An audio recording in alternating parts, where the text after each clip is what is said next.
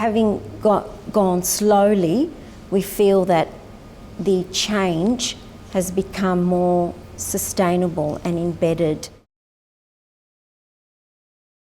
For the change to come about at our school to improve in our literacy, the principal played a crucial role in that. He participated as a learner. He conducted the literacy walks with myself and was there learning with us as part of the team, and also instilling that motivation to bring about change in our literacy learning and teaching. He encouraged teachers and helped build that capacity in them to lead in this learning and in this change to improve. So with the guiding principles, once we did come up with our statements, now this is not something that happened at one meeting. We came to it over and over and over throughout the year. So it was a year-long process to get to one final document of what our guiding principles for literacy learning were going to be. What happened along the way is that our teachers, once we had some statements, that came back to our PLTs and we were able to scribble over them and add what we wanted to add, because of course it's only till you walk away from something that you're able to really process what you've heard at that meeting or what you've been saying. We then actually had some peer observations where the teachers had the learning principles in front of them, and we wanted to see, well, is this living in our classrooms? Is it just something that we've written on paper, or is it actually active? Is this what the children are really involved in?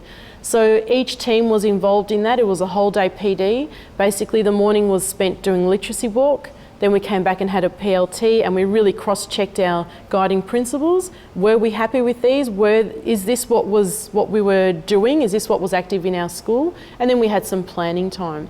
Now from those we were able to come together again, and it was another unpacking of those statements, and then finally we came to our final document, which is not final, because we know that anything that's worth using has to be revisited and added to, maybe something taken away to. So really, in order to go fast, we had to go slow, and it did. It took a whole year to get to that final end product. We did dedicate time to literacy PLTs throughout the year, and that continues to happen, and it continues to be a priority. So it's not that because SIL is over, it's something that's put on the back burner. So literacy is still a high priority at our school.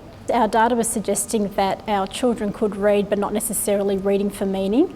So our inquiry was that our prep team were to really focus on the idea of reading for meaning and not just decoding words.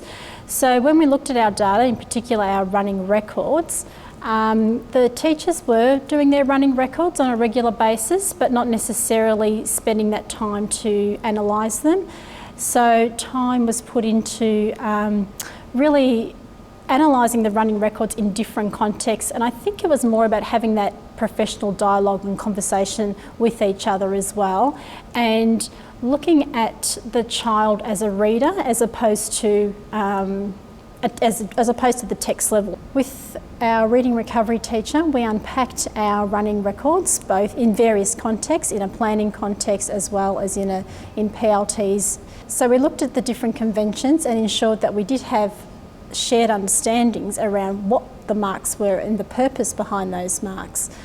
Also with the running records, there was time put into unpacking the errors and analysing those errors as to why the child was making those mistakes. So the conversation started to centre around what reading is and reading for meaning. The teachers were looking at the data, or looking at their students from the strengths model as opposed to from a deficit model. There's also been a focus on building teacher capacity, and part of building teacher capacity was building the learning culture of the school. And this was really evident in our planning sessions, where the teachers were really reflecting on their practice and asking questions to develop their practice. But you could see that over time there was a real shared ownership of what was actually happening within their classrooms. As a leader, there was lots to think about in the scope of Prep to 6 as to what we could focus on. So it was quite challenging for myself, because I thought to myself, well, I'm only really focusing on the prep years here, but I did realise that it was better to spend the time with the prep teachers and laying those solid foundations, and really developing the inquiry of reading for meaning and going deeper, as opposed to implementing something that wasn't really going to sustain any change.